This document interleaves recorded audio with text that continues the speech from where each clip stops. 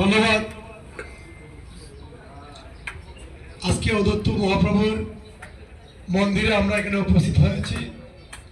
আমরা একটা বিষয় নিরসন করার জন্য এখানে উপস্থিত আছেন আমার শ্রদ্ধেয় দাদা এবং কাকারা। সবাইকে আমার ছেলে মতো আদাব, সালাম। আমরা গর্ববোধ করি আমাদের বাড়িতে হায়েরপুর, আমাদের এই যে আপনাদের সনাতন ধর্মী যারা আছেন তাদের অদ্বৈত মহাপ্রভুর স্থানের জায়গা হচ্ছে তাহেরপুর। এখানে বিশাল বড় একটা মন্দির, যে মন্দিরে সারা বাংলাদেশ থেকে মানুষ আসে, সারা বাংলাদেশের মানুষ এখানে তীর্থস্থান করে। এই তীর্থস্থানকে 2 দিন আগামী 17 তারিখ সম্ভবত 17 মার্চ আমাদের এই ভান্ডি হবে, এই মেলা হবে। অদ্বৈত মহাপ্রভুর স্থানের জায়গায় লক্ষ লক্ষ মানুষ আসবে। আমাদের প্রথম কাজ হবে এখানে বিভিন্ন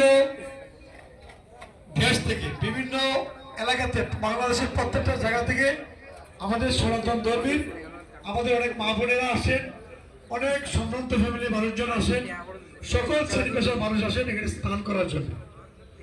এই স্থানকে সামনে রেখে আমি যে বিষয়টা বলবো, প্রথম কাজ হবে আমাদের এখানে যারা স্নান করবে কাপড় যখন চেঞ্জ করে আমাদের এরকম একটা ব্যবস্থা করে দিতে হবে, খুব ব্যাপকভাবে করে দিতে হবে। আমাদের এইটা নিয়ে ঝগড়া করার সময় এখন নাই, আমাদের ওইটাকে বাতায়ন দিতে হবে, আমাদের টয়লেট দিতে হবে। এখানে বিভিন্ন জায়গাতে এসে সবাইকে দিন দিন সারা বাংলাদেশ এগিয়ে যাচ্ছে, সারা ওয়ার্ল্ড এগিয়ে যাচ্ছে। আমাদের একটা ধর্মীয় প্রতিষ্ঠান, আমি মনে করি এটা আরো পরিপূর্ণ থাকার কথা, আরো সুন্দর হওয়ার কথা, আরো সুন্দর হচ্ছে। এটার জন্য সকলে মিলে কাজ করতে হবে। এখানে ঐক্য থাকলে চলবে না, যে কোনো জিনিস ভালো করতে হলে ঐক্য লাগবে। তো এখানে আমরা একটা 2টা গ্রুপ হয়েছে, ছোট হোক বড় হোক 2টা গ্রুপ এখানে হয়েছে।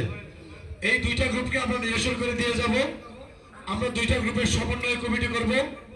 আমরা বাবুলদাকে রাখবো, ওইখান থেকে ওই গ্রুপ থেকে আরেকজনকে রাখবো। আমরা রেখে আমরা নতুন একটা কমিটি করব।